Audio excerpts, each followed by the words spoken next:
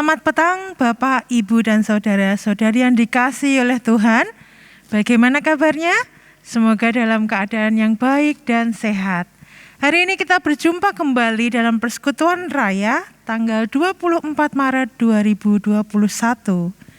Tema yang diusung adalah persembahan dari kekurangan atau dari kelimpahan yang nanti akan diuraikan oleh Bapak Pendeta Erik Sudarma.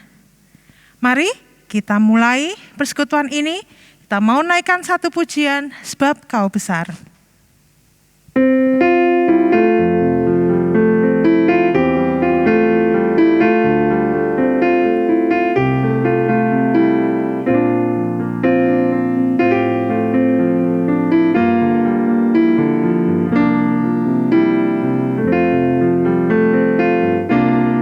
Ku beri kemuliaan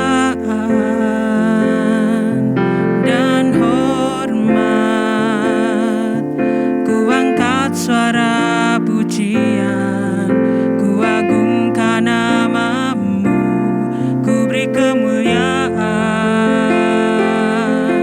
dan hormat, ku angkat suara pujian, ku agungkan namamu, sebab Kau besar, perbuatanmu ajaib, tiada seperti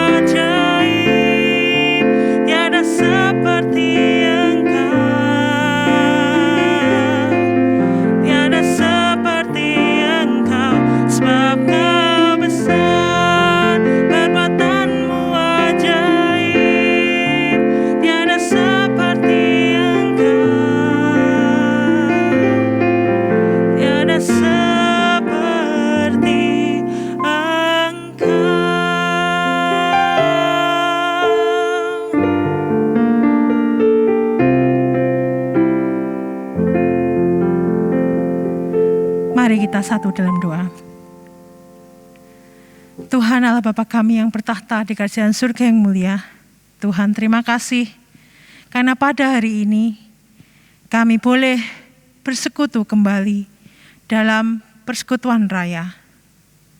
Tuhan, kami masih bersekutu di rumah kami masing-masing, namun biarlah sukacita ada dalam hati kita, ada dalam hati kami semua, sehingga pada hari ini persekutuan raya ini boleh menjadi berkat buat kami semua. Terima kasih ya Tuhan, sertai acara ini dari awal, pertengahan hingga akhir. Hanya di dalam namamu kami sudah berdoa dan mengucap syukur. Amin. Saat ini tentunya kita masih merasa sedih karena kita masih beribadah di rumah masing-masing, kita belum bisa bersekutu bersama, kita belum bisa saling mengunjungi. Namun, biarlah sukacita tetap ada dalam hati kita, terutama sukacita yang berasal dari Allah Bapa. Kita mau naikkan satu pujian, Sukacita Surga.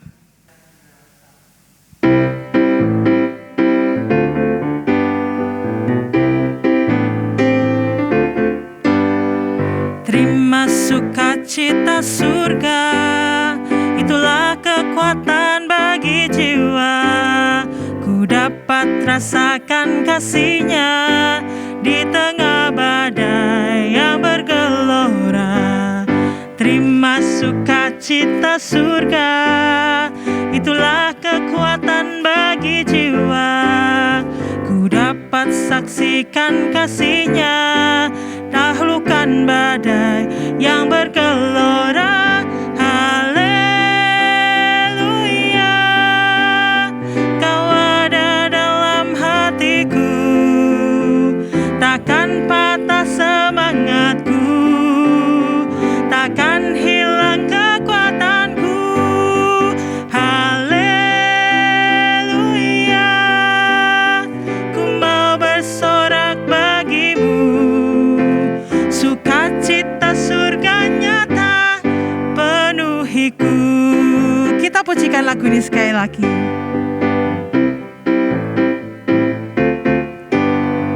Terima sukacita surga, itulah kekuatan bagi jiwa. Ku dapat rasakan kasih-Nya di tengah badai yang bergelora. Terima sukacita surga, itulah kekuatan bagi jiwa. Ku dapat saksikan kuasa-Nya, taklukkan badai yang bergelora. Haleluya, Kau ada dalam hatiku, takkan patah semangatku, takkan hilang kekuatanku. Haleluya, ku mau bersorak bagimu, sukacita surga nyata penuhiku.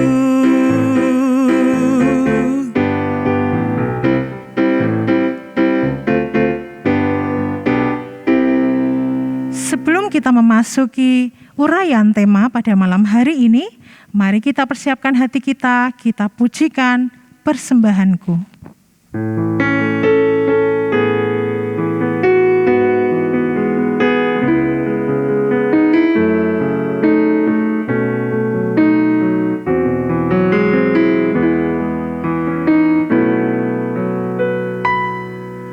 Ku bawa kepadamu,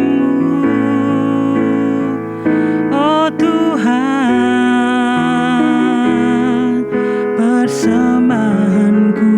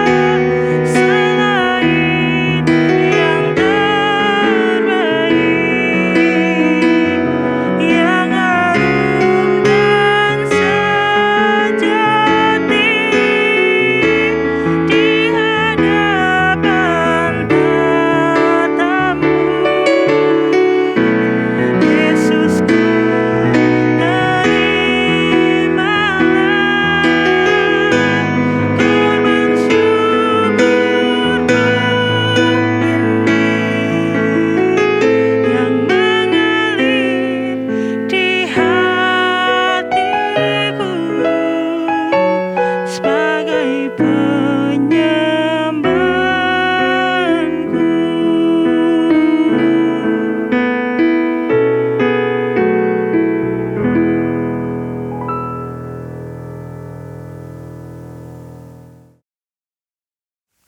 Selamat malam Bapak, Ibu, dan saudara sekalian.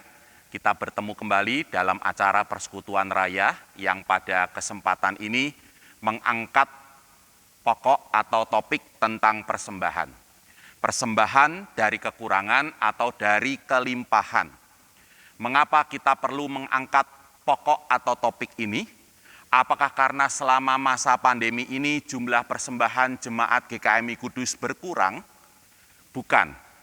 Tapi karena pada pokok inilah salah satunya tercermin kualitas hubungan kita dengan Tuhan.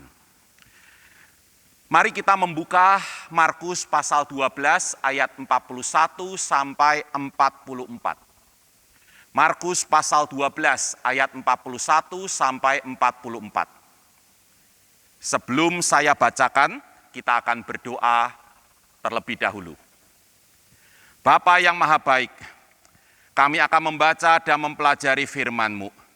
Kiranya Roh Kudus bekerja dalam hati kami, menolong kami untuk memahaminya, menolong hamba-Mu untuk menjelaskannya, dan memperbarui hati dan hidup kami sekalian. Di dalam nama Tuhan kami Yesus Kristus, kami berdoa. Amin. Markus pasal 12 ayat 41 sampai 44. Pada suatu kali Yesus duduk menghadapi peti persembahan dan memperhatikan bagaimana orang banyak memasukkan uang ke dalam peti itu. Banyak orang kaya memberi jumlah yang besar.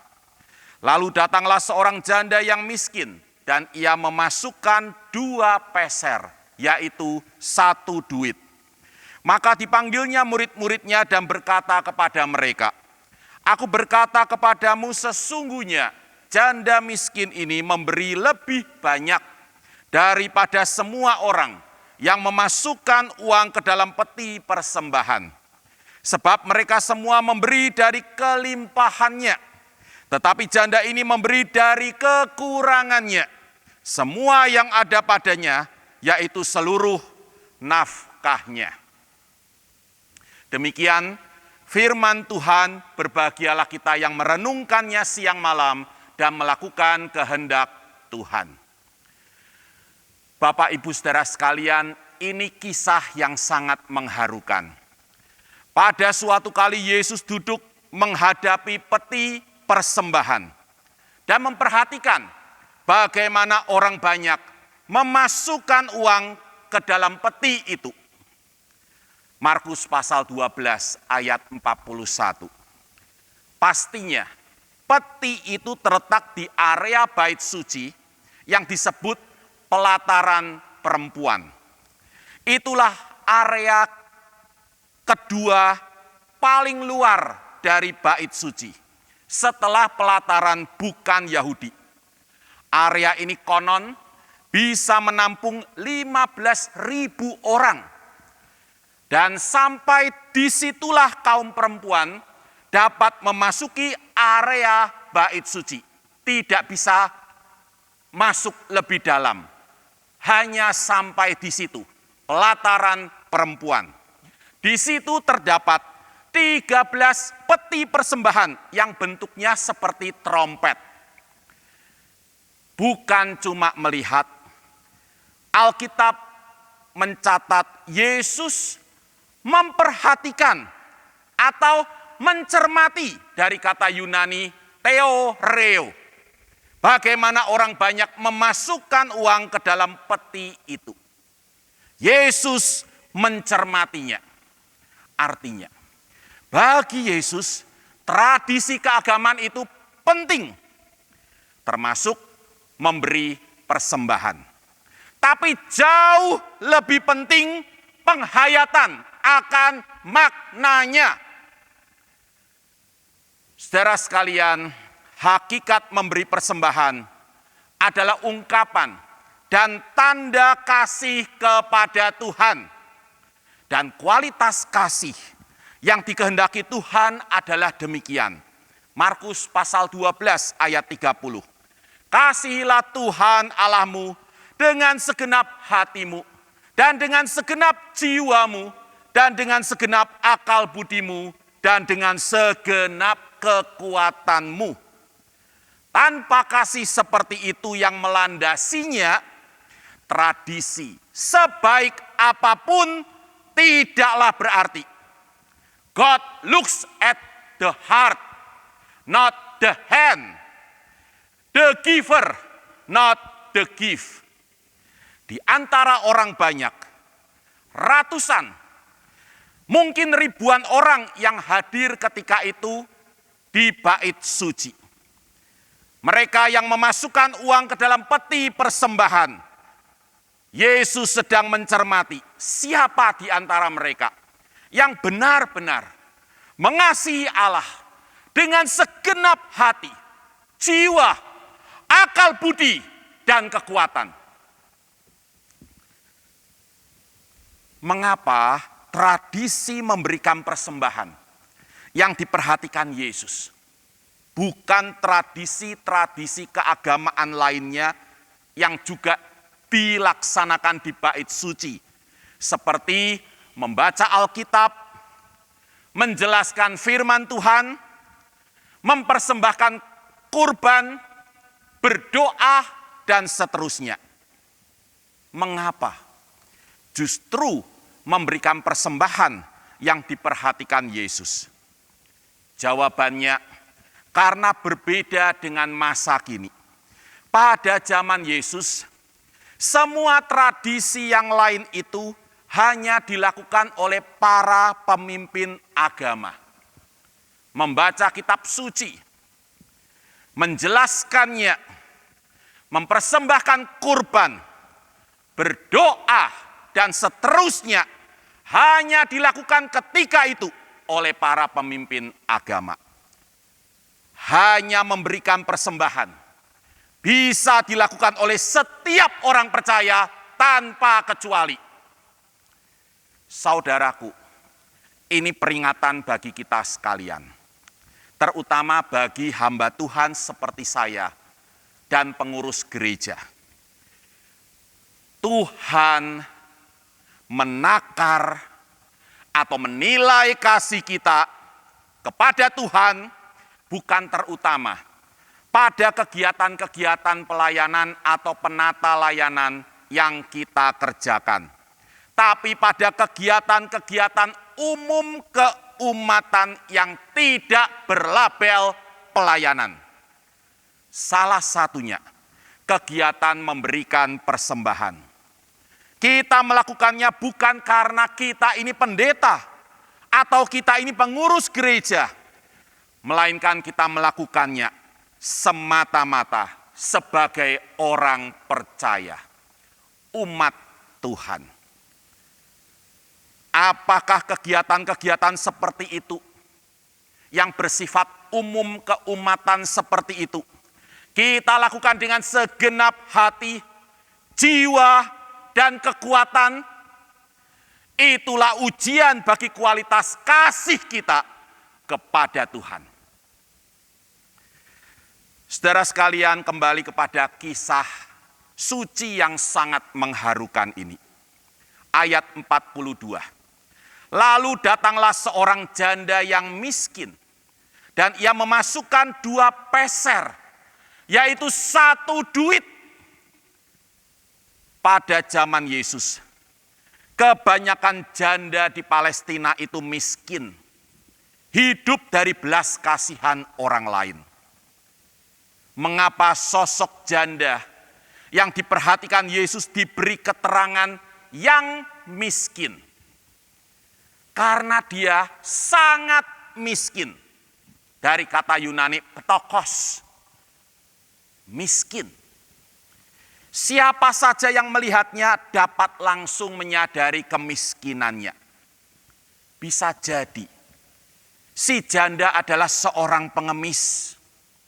Karena di ayat 44 Yesus berbicara tentang seluruh nafkahnya, yang ternyata cuma 2 peser, yaitu satu duit.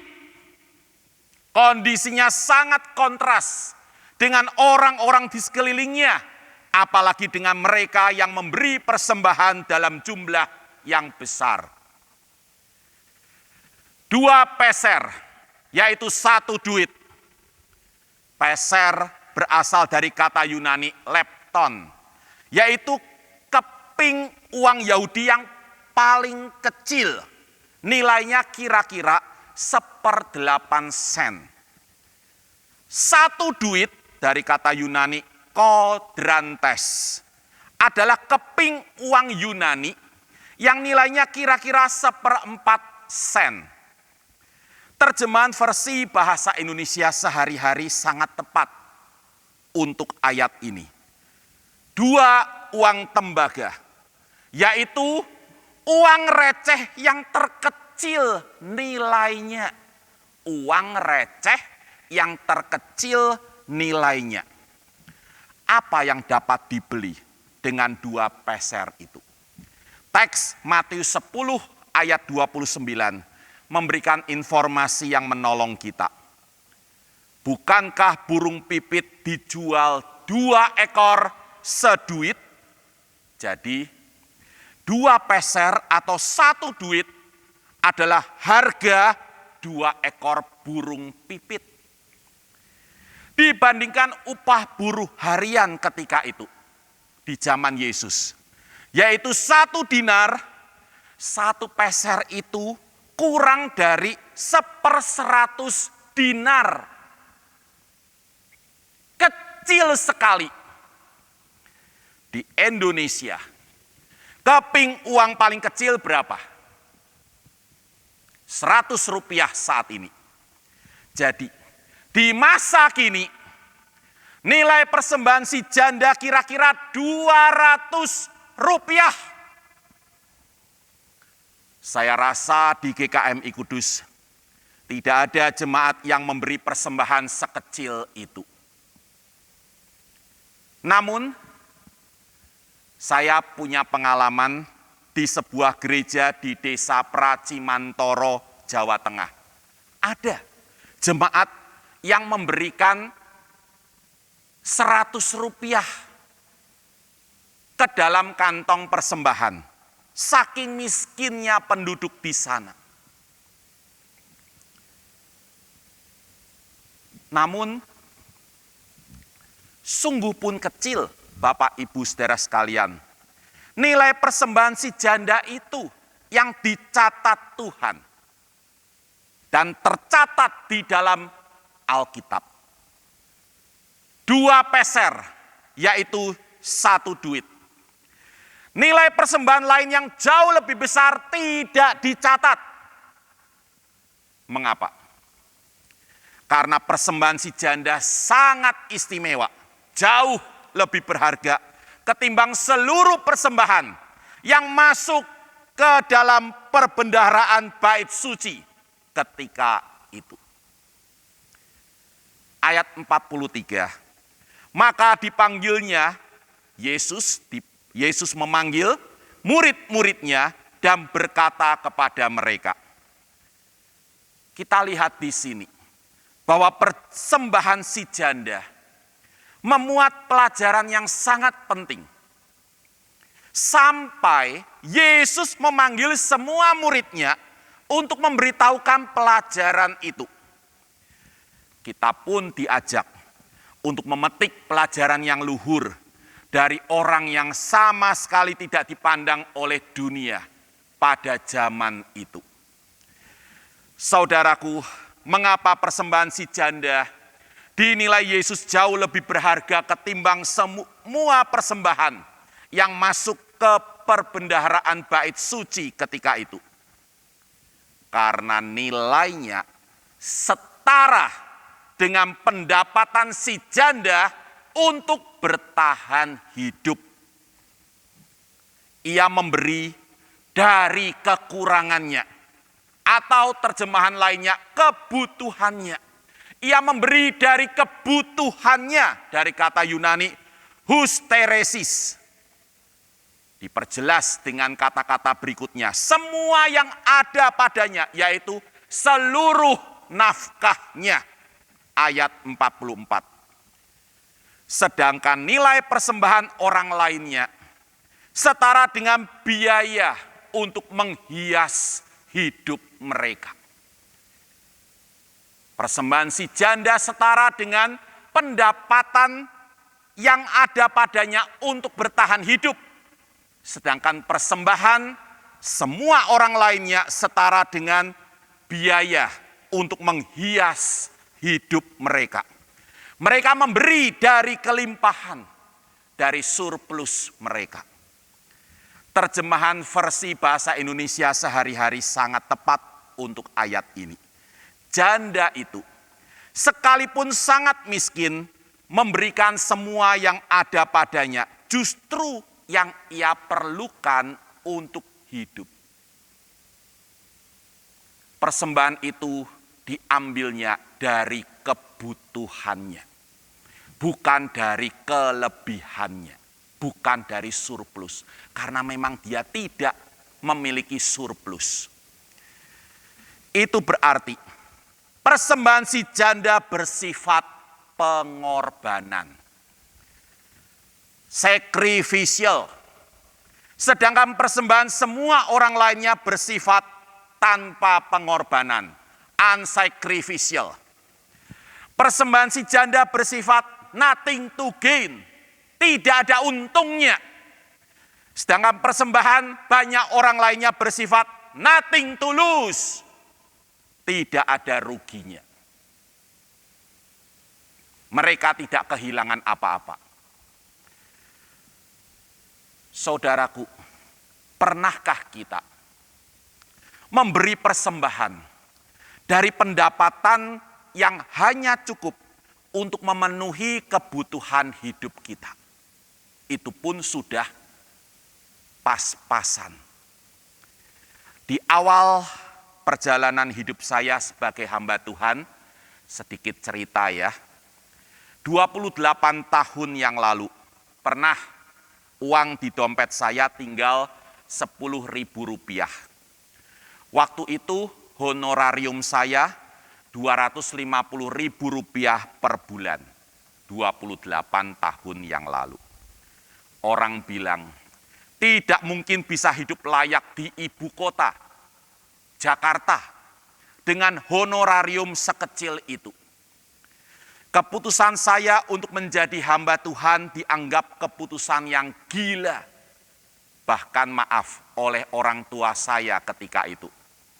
Sekarang tentunya berbeda. Papi dan almarhumah Mami sangat bersyukur saya menjadi hamba Tuhan. Tapi dulu awalnya tidak. Waktu saya diperkenalkan pertama kali sebagai staf baru di lingkungan pelayanan Perkantas, Persekutuan Kristen Antar Universitas, Pendeta Mangapul Sagala selaku pimpinan berkata demikian, saya masih ingat, hari ini bertambah satu orang gila di tengah kita. Dan betul, baru separuh bulan berjalan, uang saya tinggal Rp10.000. Siang itu saya melihat seorang mahasiswi binaan kami makan es lilin. Saya bertanya kepadanya, sudah makan siang belum? Jawabnya, saya makan ini saja, sambil menunjukkan es lilin yang dibelinya. Ternyata mahasiswi ini sudah tidak punya uang untuk membeli makan siang. Uang saya pun tinggal Rp10.000. Dan itu saya perlukan untuk memenuhi kebutuhan perut saya hari itu. Pilihan saya ketika itu ada 3. Masa bodoh dengan mahasiswi itu, atau memberikan uang saya, atau yang ketiga, membagi uang saya. Saya putuskan yang terakhir, pilihan ketiga. Saudara sekalian, apa yang ingin saya sampaikan lewat kesaksian ini adalah bahwa apa yang diperbuat si janda miskin di bait suci itu lebih daripada apa yang saya lakukan. Dia memberikan semua yang ada padanya, justru yang ia perlukan untuk hidup. Bagaimana kita mendamaikan persembahan si janda yang bersifat pengorbanan itu? Dengan nasihat Rasul Paulus kepada jemaat di Korintus, agar mereka memberi bukan dengan terpaksa, tapi dengan sukarela. Jawabannya saudaraku, sukarela itu tidak bertentangan dengan sifat berkorban. Keduanya bisa bertemu dalam persembahan. Contoh yang paling nyata dan sempurna adalah persembahan diri Yesus sebagai harga penebusan kita. Sifatnya sukarela sekaligus pengorbanan. Motif yang melandasinya adalah semata-mata kasih yang menyala-nyala kepada umat manusia. Saudara yang saya cintai, persembahan yang mengharukan hati Tuhan adalah persembahan yang bersifat pengorbanan, yang lahir dari kasih yang menyala-nyala kepada Tuhan, yang kasihnya senantiasa menyala-nyala atas kita, saudara dan saya. Dengan persembahan yang kita berikan kepada Tuhan, adakah agenda hidup tertentu, kebutuhan tertentu, kepentingan tertentu yang kita korbankan? Misalnya, keinginan untuk makan di restoran, bertamasya ke tempat yang jauh, membeli HP baru, membeli kendaraan baru, dan seterusnya. Saudaraku, jika dengan memberikan persembahan itu, kita masih dapat dengan mudah memenuhi apapun yang kita inginkan, apapun kepentingan kita, bukan cuma apa yang kita butuhkan, maka persembahan kita belum bersifat pengorbanan, masih dari kelimpahan, dari surplus. Persembahan dari surplus tetap bermanfaat, tapi tidak mencerminkan kasih yang menyala-nyala kepada Tuhan. Dengan demikian, persembahan dari surplus tidak pernah mengharukan hati Tuhan, sebesar apapun itu.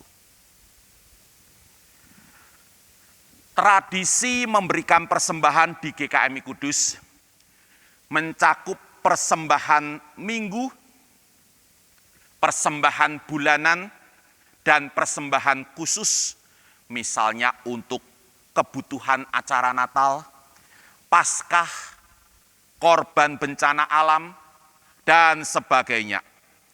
Untuk setiap persembahan itu berlaku pertanyaan yang menguji hati kita, yaitu, apakah nilai persembahan kita sudah mencerminkan kasih yang menyala-nyala kepada Tuhan sampai persembahan itu bersifat pengorbanan. Sistem persembahan di GKMI Kudus tidak menggunakan bahasa persepuluhan. Saya ulang ya.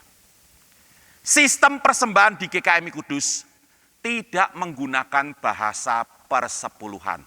Bukan berarti GKMI Kudus menolak ajaran tentang persepuluhan. Tapi GKMI Kudus memilih untuk tidak menggunakan bahasa persepuluhan. Tidak ada amplop persembahan persepuluhan. Silakan dicek. Yang ada amplop persembahan minggu 3 macam seperti ini. 1 untuk gereja, 1 untuk pelayanan diakonia, dan 1 untuk istimewa. Juga ada amplop persembahan bulanan seperti ini. Ada juga amplop persembahan Natal seperti ini. Dan ada amplop persembahan untuk korban bencana. Tapi tidak ada amplop persembahan persepuluhan. Mengapa? Saya tidak tahu persis apa yang melatar belakangi kesepakatan tidak menggunakan bahasa persepuluhan ini. Saya pernah menanyakannya kepada beberapa senior di GKMI Kudus, tapi mereka juga tidak tahu persis alasannya. Bagaimanapun, saya ingin menyampaikan hal yang lebih penting ketimbang itu. Bahwa tidak menggunakan bahasa persepuluhan adalah hal yang sesuai dengan sikap leluhur kita kaum Anabaptis Menonit, yaitu Meno-Simons. Perlu kita ketahui bahwa Meno menolak persepuluhan sebagai kewajiban. Namun, di sisi lain, Meno menentang gaya hidup mewah yang direstui gereja ketika itu. Seraya menegaskan bahwa tugas gereja adalah mengajar umat agar bergaya hidup sederhana demi menyejahterakan sesama. Itu yang ditekankan oleh Meno. Dengan kata lain, Meno mengajak jemaat untuk memberikan persembahan yang terbaik yang bisa mereka berikan. Entah dari kekurangan atau dari kelimpahan, hendaklah persembahan itu lahir dari kasih yang menyala-nyala kepada Tuhan dan sesama manusia sampai bersifat pengorbanan. Sampai mengorbankan kebutuhan dan kepentingan diri sendiri. Mungkin itu sebabnya para pendahulu kita di GKMI Kudus memutuskan atau menyepakati untuk tidak menggunakan bahasa persepuluhan dalam sistem persembahan kita. Untuk menyatakan bahwa persembahan tidak bersifat seperti pajak, wajib dan berdasarkan prosentase 10%. Melainkan persembahan itu bersifat pengorbanan. Persembahan adalah ungkapan dan tanda cinta kita yang menyala-nyala kepada Tuhan, yang kasih-Nya senantiasa menyala-nyala atas kita. Jika untuk suami atau istri dan anak kita saja, kita selalu memberikan yang terbaik, berapapun nilainya, tidak hitung-hitungan prosentasenya berapa, tidak. Kalau perlu, semuanya diberikan. Karena kita sangat mencintai orang-orang itu. Maka seharusnya semangat yang sama juga kita miliki terhadap Tuhan. Berikanlah yang terbaik. Kalau kamu bisa berikan 10% dan itu yang terbaik yang bisa kamu berikan dari pendapatanmu, berikan itu. Kalau kamu bisa berikan lebih dari 10%, kenapa tidak?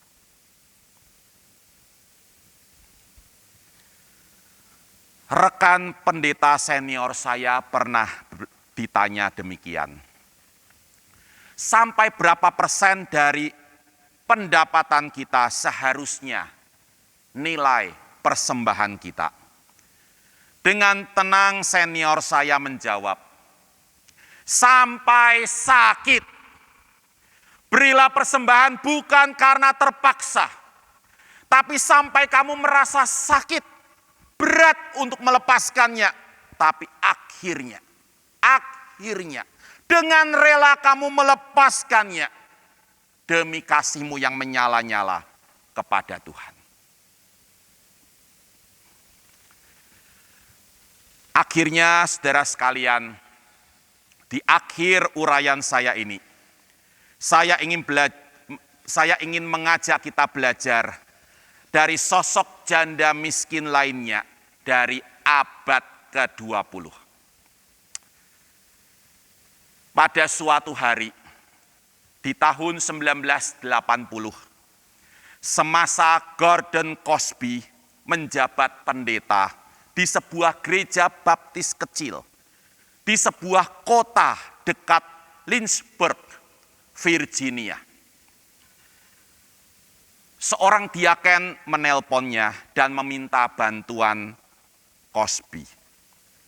Kata si diaken, di antara jemaat ada seorang janda dengan 6 anak. Menurut catatan kami, dia memasukkan ke dalam perbendaharaan gereja $4 setiap bulan. Atau kira-kira setara dengan Rp58.000. Itulah persepuluhan dari pendapatannya. Jelas janda ini miskin. Selayaknya, kata si diaken, dia tidak melakukan itu. Kasihan. Kami ingin Pak Cosby pergi berbicara dengannya, memberitahu dia bahwa dia tidak perlu merasa berkewajiban untuk hal itu, dan membebaskannya dari tanggung jawab itu. Maka Cosby pun pergi dan memberitahu perempuan itu tentang kebijakan para diaken. Dengan ramah dan terus terang, Cosby menyampaikan bahwa mulai saat itu, si janda dibebaskan dari tanggung jawab memberikan persepuluhan. Tapi sedang Cosby berbicara, air mata menggenangi mata si janda. Lalu dengan terbata-bata dia berkata, saya ingin memberitahu Pak Pendeta bahwa Anda sedang mengambil hal terakhir yang membuat hidup saya selama ini bermartabat dan bermakna. Hari itu Cosby pulang ke rumah dan merenungkan kembali kisah suci tentang Yesus yang memperhatikan orang banyak, sedang memasukkan uang ke dalam peti persembahan, dan bagaimana mata Tuhan terpaku pada sosok janda miskin yang memasukkan 2 peser, yaitu 1 duit, seluruh nafkahnya ke dalam peti persembahan. Dan hati Tuhan sangat terharu.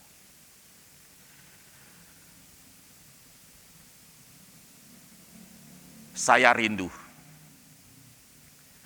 firman Tuhan yang kita pelajari malam ini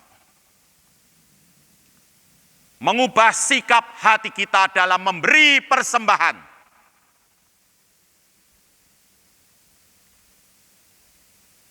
Saya rindu mulai hari ini, setiap persembahan yang kita berikan kepada Tuhan membuat hati Tuhan kembali terharu. Amin.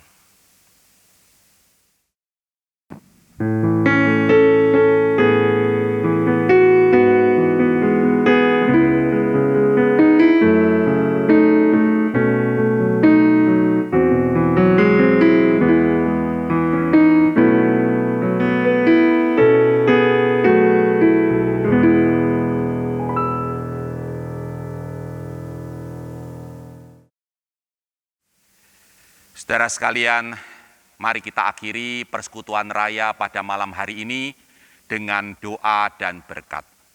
Mari kita berdoa. Kami bersyukur ya Bapa untuk firman-Mu yang sangat indah. Engkau telah mengaruniakan kepada kami sebuah kisah yang sangat mengharukan. Peristiwa yang pernah mengharukan hati Kristus Tuhan kami. Dan yang malam hari ini membuat kami memeriksa diri kami. Apakah selama ini kami sudah memberi yang terbaik kepada Tuhan dan kepada gereja? Apakah persembahan kami selama ini bersifat pengorbanan? Memancarkan kasih kami yang menyala-nyala kepada Tuhan dan kepada sesama manusia. Dan kami harus mengakui, kami seringkali memberi bukan dari kebutuhan kami, tapi dari kelebihan kami.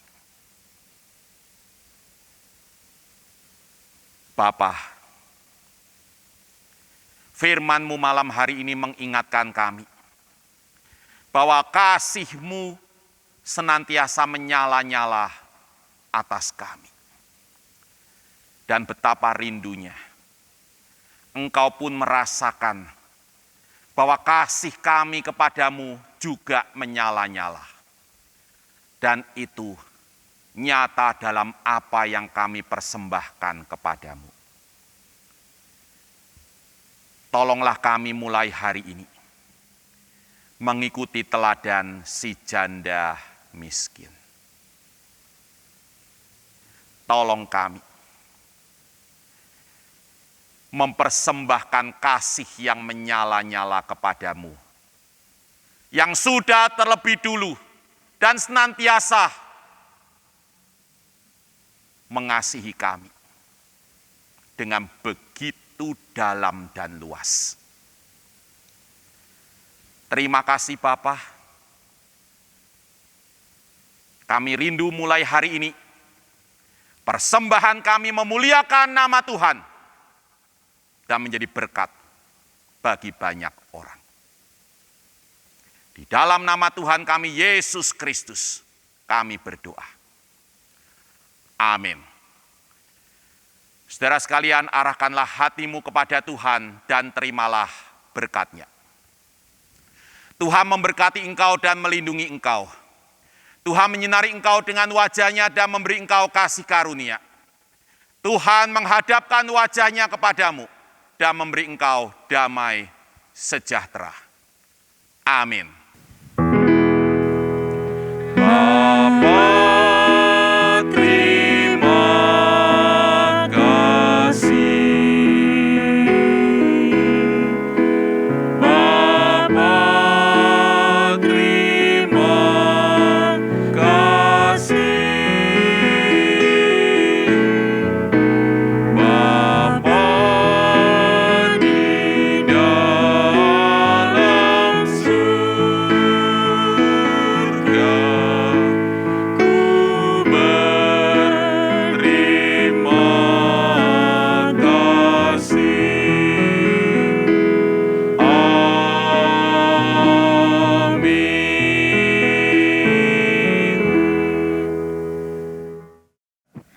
Terima kasih Bapak, Ibu, dan saudara-saudari yang kasih oleh Tuhan. Persekutuan hari ini telah selesai. Sampai jumpa di persekutuan raya berikutnya dan tetap patuhi protokol kesehatan. Tuhan Yesus memberkati.